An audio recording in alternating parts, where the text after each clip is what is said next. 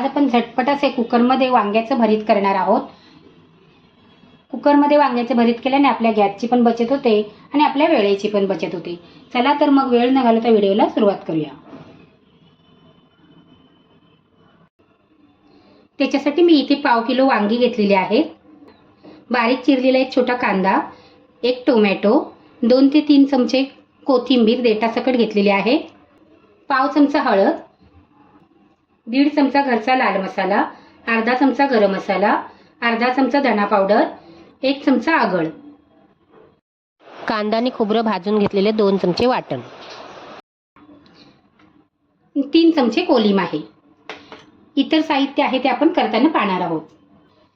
वांगी इथे कापून पाण्यामध्ये घातलेली आहेत। वांग्याला असे चिरा दिलेले आहेत। एक चिरा खालपर्यंत द्यायचा आणि एक दुसरा चिरा आहे ना तो थोडासाच द्यायचा। काळी पडू नयेत म्हणून पाण्यात टाकून ठेवायची। वांग्यामध्ये भरण्यासाठी आपण मसाला तयार करणार आहोत। कांदा, टोमॅटो, कोथिंबीर, वाटलेलं वाटण, 5 ते 6 वेळा चोळून स्वच्छ धुवून घेतलेला कोलिम, 6 पाकळ्या लसूणचा ठेचा, धना पावडर, गरम मसाला, हळद, लाल मसाला, चवीप्रमाणे मीठ आणि आगळ। याला मिक्स करून घ्यायचं। झटपटमध्ये आपण कुकरमध्ये करणार आहोत हे वांग्याचं भरीत। तर कुकरमध्ये तुम्हाला पाण्याचं प्रमाण मी एकदम अचूक देणार आहे। तुम्हाला जर याच्यामध्ये कोलिम घालायचं नसेल ना तर तुम्ही कोलिम ऐवजी 2 चमचे भाजलेल्या शेंगदाण्याचं कूट घालायचं। वांगी ना मध्ये कापायची आणि चांगली बघायची कुठे किडलेली आहेत का म्हणून। आतमध्ये ना खिडकी असतात। असं बोट ठेवलं ना की वांग्यामध्ये की आपल्याला मसाला भरता येतो। असा अंगठा ठेवायचा म्हणजे मसाला आपल्याला चांगला भरता येतो। अशा पद्धतीने सर्व वांगी भरून घ्यायची। इथे कुकर गरम करायला ठेवलेला आहे। कुकर गरम झाला की 1 चमचा तेल घालायचं।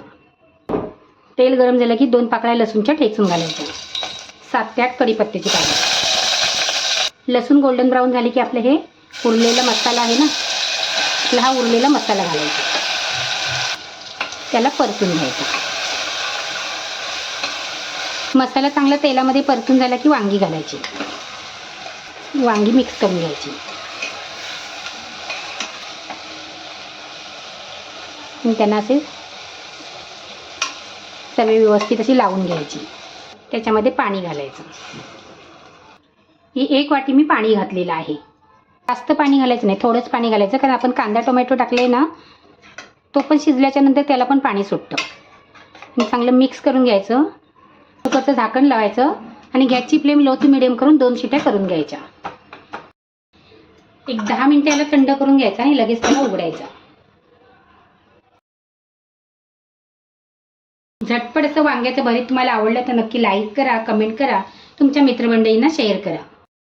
वेळात वेळ काढून तुम्ही माझी रेसिपी बघता त्याबद्दल मी तुमचे खूप खूप मनापासून आभार मानते।